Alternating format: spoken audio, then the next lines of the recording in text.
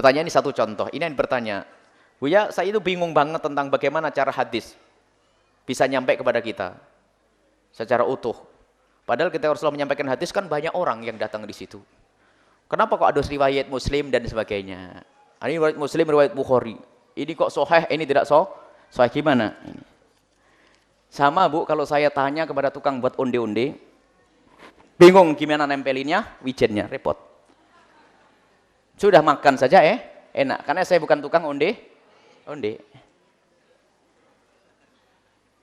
Kalau saya bukan seorang dokter, dikasih obat pusing, langsung saya nggak usah. Gimana cara buatnya kok bisa langsung pusing itu hilang? Anda bukan ahlinya, repot nanti. Sudah ini obat dikasih dokter, selesai. Percaya enggak sama dokter? Percaya. Banyak ngomong enggak? Sudah, karena Anda bukan ahlinya. Anda bukan seorang apoteker, bukan seorang pakar kimia, bukan seorang ini. Anda seorang yang sakit, lalu datang ke dokter, dokter saya sakit pusing, dilihat, kasih obat. Enggak usah. Gimana ini? Dari apa bahannya dokter? Kok bisa? Rewet, peleng nanti tambahan. Lah karena Anda bukan orang yang pernah belajar ilmu hadis, pantas seperti saya nggak ngerti cara buat onde-onde. Ya sudahlah, ada orang ngasih onde-onde, saya makan untuk sarapan pagi, selesai. Bolehlah tanya saja lah, ini tanya. Itu ada ilmu dikaji oleh para ulama dalam ilmu hadis. Sehingga di situ ada syarat bagaimana ilmu dipindah dari ulama ke ulama, dari ulama ke ulama. Itu dengan catatan-catatan, syarat-syarat yang sangat ketat dibahas oleh ilmu, namanya ilmu mustalah hadis. Kemudian Imam Bukhari mengumpulkan hadis, Imam Muslim mengumpulkan hadis, mereka punya syarat-syarat. Memang pada saat itu adalah Nabi berbicara didengar oleh sahabat yang banyak. Dan sahabat yang banyak itu didengar oleh sahabat berikutnya. Dan sahabat berikutnya ada mendengarnya sempurna, ada mendengar tidak sempurna. Sebab hafalnya tidak sama. Coba saja Ibu. Semua dengar omongan dari Buya Yahya. Ini cerita ke kampung macam-macam. Ya kayak begitu. Makanya yang bisa dipercaya, yang nyatet, yang menuntut ilmu secara benar, akhirnya jadi ustadz yang belajar di sini. Yang lain ya sudah ngikut saja, kan begitu. Masa semuanya langsung kita tanya, Ibu yang sudah sepuh tadi, setengah dengar kan? Iya. Ibu gimana pendapat Ibu tentang ini? Oh salah alamat. Kalau mau tanya ilmu tahqiq yang sesungguhnya, tanya itu yang nyatet tuh, yang belajar ini. Nah, jadi sahabat Nabi semuanya, itu tidak semuanya bisa ditanya tentang ilmu. Yang bisa ditanya hanya beberapa orang, segelintir, puluhan, ratusan mungkin. Bahkan sampai dikatakan tidak sampai 100 muftinya. Abdullah bin Abbas, Abdullah bin Umar, Abdullah bin Jordan, itu saja. Anas bin Malik dan seterusnya. Itu yang lain adalah awam, mendengar dari Nabi iya, tapi tidak bisa menukil persis yang didengar dari Nabi. Ada yang jago mencatat, Imam Abu Hurairah. Kenapa? Setiap hari dengan Nabi. Setiap Nabi ngomong dicatat. Setiap Nabi ngomong dicatat. Makanya Abu Hurairah meriwayatkan hadis yang paling banyak. Baik, ini adalah tugasnya ahlinya. Adapun yang tukang buat onde-onde, tugasnya yang buat onde-onde. Sudahlah, biar tidak pusing nanti ini. Kodong. Makanya kadang-kadang kita kalau mengkritisi sesuatu yang kita tidak mengerti, repot. Makanya kalau saya tidak ngerti, saya katakan tidak ngerti. Saya tidak akan cerita tentang mesin mobil, kecuali tukang mobil. Saya tidak akan ngerti tentang batik, kecuali ahli batik. Saya tidak akan ngerti tentang pertanian, kecuali saya belajar ilmu pertanian. Hanya saya nyermati kenapa kok subur dan nggak subur.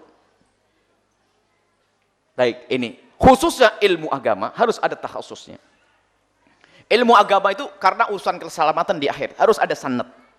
Mestinya harus ada ijazah ilmiah dari gurunya, dia boleh mengajar. Mestinya begitu. Hanya permasalahannya ini gara-gara dunia informasi media yang sudah begitu mudahnya, itu yang paling mudah dibikin main-main itu adalah urusan fatwa, urusan agama. Baca internet semalam saja besok keluar fatwa. Sudah seorang menjadi mufti. Kita tidak berambil fatwa dari diri kita, kita akan mengambil fatwanya ulama. Ini hanya urusan syariat ini saja yang kurang dihargai. Tapi yang lain coba. Setelah saya mempelajari ilmu kedokteran, saya baca buku kedokteran, saya beli 1 lemari buku kedokteran, saya baca semuanya. Apakah besok saya boleh nempelkan dokter Yahya gitu? Nggak bisa. Saya belajari ilmu handasah atau ilmu arsitek. Saya belajar baca ini. Besok langsung insinyur Yahya, nggak ada. Cuman tapi urusan fatwa itu enak bener ya. Punya mokep, punya web langsung fatwa. Punya majelis langsung fatwa. Dari dirinya sendiri, sering pendapat saya menurut saya. Hati-hati. Makanya guru kami mengatakan, jangan mengatakan pendapatku. Kamu ini siapa? Pendapat yang ulama aku nukil. Makanya yang kami omongkan di sini tidak ada pendapat saya. Bukan pendapatku, bukan hemat saya. Menurut hemat saya, ente ini siapa hemat saya, hemat saya? Hah? Ente ini siapa ngomong? Pendapat saya. Makanya sering orang bertanya, gimana pendapat Buya? Anda tidak akan mendapatkan jawaban. Gimana pendapat para ulama? Maka baru saya nukil pendapat ulama. Malu kita mengatakan, menurut saya, hemat saya, pendapat saya. Kalau saya kultu dalam bahasa Arab, kayak Imam Syafi'i. Malu. Makan anak. Jangan suka berani mengatakan pendapat saya. Nisbatkan kepada ulama, kepada guru-guru kalian. Jangan pendapat saya, menurut hemat saya. Hebat bener ente ini. Iblis mengatakan aku. Katakan di pendapat ulama.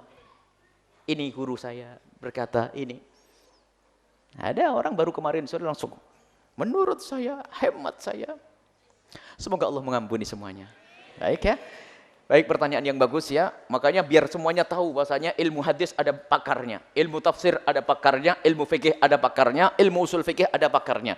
Makanya bagi Anda tidak bisa ngkritiki hadis. Anda harus pasrah kepada ulama bagi yang tanya. Anda bukan pakar fikih, maka urusan fikih Anda tanyakan kepada ahlinya.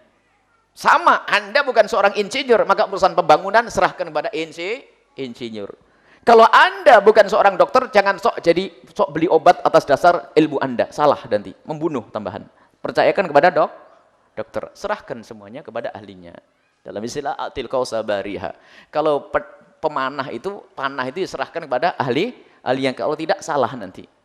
Jadi ya, semuanya serahkan kepada ahlinya, maka kan ketemu judulnya. Tukang bakwan, kalau urusan bakwan serahkan kepada tukang bakwan. Kalau diserahkan kepada ustadz gosong nanti. Selesai ya. Baik, ini saja.